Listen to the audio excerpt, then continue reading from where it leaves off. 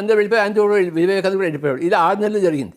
ఒకసారి ఏమైందంటే కర్నూలులో ఉన్నప్పుడు ఒక డాక్టర్ ఉండేది జోన్లో, ద్రోణాచలంలో, డాక్టర్ నేత్రికా మేడం. ఆవిడ రోజు వచ్చి ధ్యానం నేర్చుకునేది, జోన్ నుంచి వచ్చి కర్నూలుకి వచ్చేసి. ఒకరోజు ఏదో పిచ్చ వేషం వేసింది, ఏదో ఎవరి మీద కామెంట్ చేసింది, మన సీనియర్ పిటల్ మాస్టర్ మీద. నాకు కోపం వచ్చింది. అప్పుడు ఏం చేశాను నేను, ఆవిడ వచ్చి కూర్చుంటే ఆవిడని ఇగ్నోర్ చేశాను, ఆవిడతో మాట్లాడలేదు. అయినా ఆవిడ వస్తూ కూర్చుంది. వివేకానంద అదే చేశాడు. 6 నెలలు అలా రెగ్యులర్గా వెళ్ళాడు శ్రీమతి రామకృష్ణ పరమహంస దగ్గరికి. 6 నెలల తర్వాత అప్పుడు పలకరించాడు రామకృష్ణ పరమహంస వివేకానంద. అంటే బ్రేక్ ద రొటీన్ చేశాడు. 6 నెలలు రోజు వివేకానంద వస్తున్నా మాట్లాడలేదు. నేను కూడా అదే చేశాను.